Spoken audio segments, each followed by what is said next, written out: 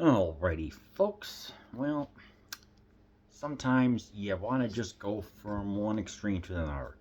Sometimes you just want some good old-fashioned heavy metal, but what if you want a more filmatic or symphonic approach to it? One that you just look at, you're just like, I can see what a certain band from Italy does, specifically Rhapsody of Fire, Visions from the Enchanted Lands. This was the first time that they ever came to the States, Canada, and then America. So it's pretty cool to see what's going on. Yeah, the premier I would say one of the most premier Italian bands of out there.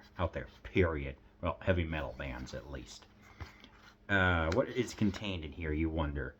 Unholy War Cry introduction. The past few years, the wisdom of the kings, live from Germany. The fans, the villager dwarves, live from Canada. The mystical journey.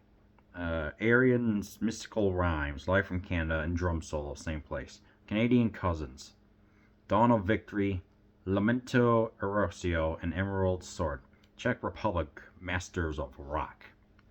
The Village of Dwarves and Land of Immortals. Germany's Earthshaker Fest 2005. Holy Thunder Force. Bonus videos are Unholy War Cry music video extended version, Magic of the Wizard's Realm German version.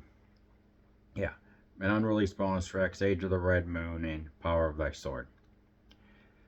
DVD 2 Unholy Warcry music video, The Magic of the Wizard's Dream music video, The Making of the Dark Secret documentary, and The Making of the Wizard's Dream documentary. Unholy Warcry live from USA, live equipment, additional interviews from the 2005 tour, Triumph or Agony, electronic press kit, rehearsal, Arians, mystical rhymes, The Village of Dwarves, outtakes, and Unholy Warcry music videos behind the scenes. Yeah, this is 16.9 anamorphic, all regions in approximately 3 hours and 15 minutes. This is jam-packed with stuff. So overall, I like this. It gets very technical. Yeah, Unholy Warcry is a fantastic song, but then one thing that I don't like is when you get a couple of songs and then suddenly they decide to, hey, it's like, I know, let's have like the band commentate and stuff like that. Like how they talk about like the fans and things like that. I'm like, just show the performance, please.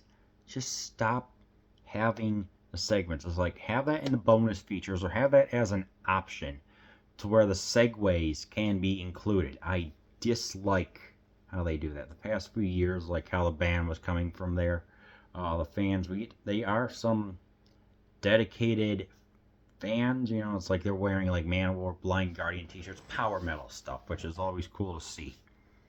The Mystical Journey, talking about like how they came, what was that, to America, if I'm not mistaken, where they said that everything was bigger, and they were very surprised by that. Canadian cousins, because a couple members of the bands can speak French in addition to Italian, I think, and it's like, so they were able to converse with some of them in French, and they felt like right at home. Yeah. Unholy War Cry is a good epic song. The Wisdom of Kings is kind of, that's the one, yeah, that song is good. The Village of Dwarves it's got some hooks. It's like, it's like Fabio himself is going to sing, and then suddenly the band comes in to as part of the background. So that was pretty cool. Sienna's Mystical Rhymes, I think that's like 11 minutes.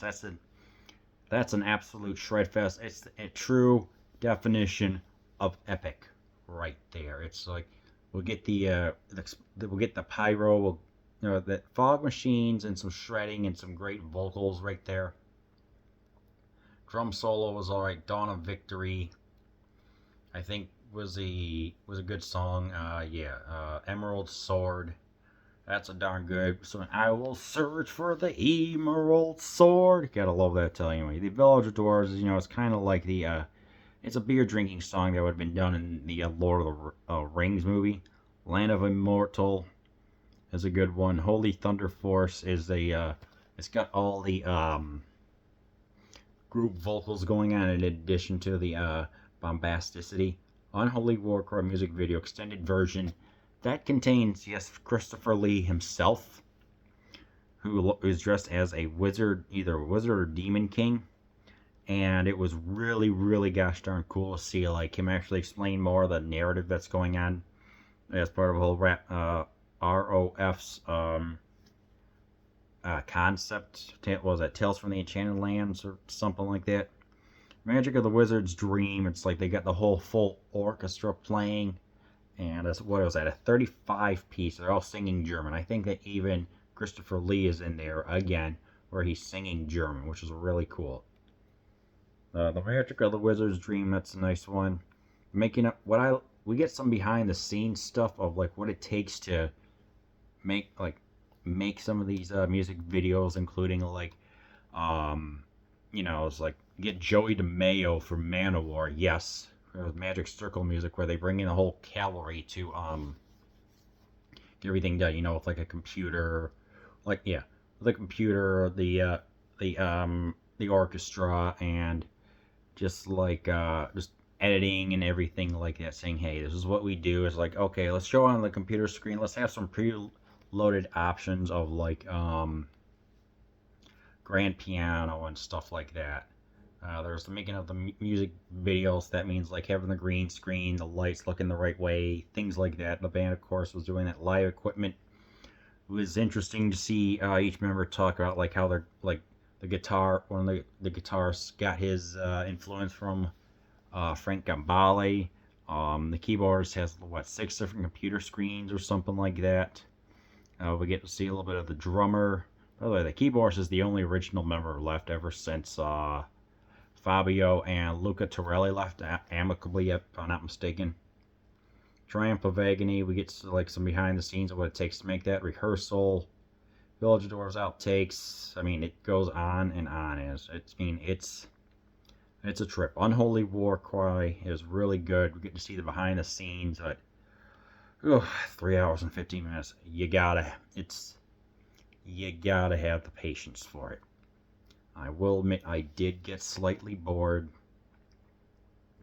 on the second part, because watching this within the span of 48 hours will make a person feel a little tired, if you will. So yeah, you get the variety on here. It's great to see. It's very awesome to see Christopher Lee, who is playing yet another wizard, just besides Sauron, or what was that? He was in Lord Somerville in the good The Wicker Man, not the crappy Nicolas Cage one. So having his presence there was absolutely incredible.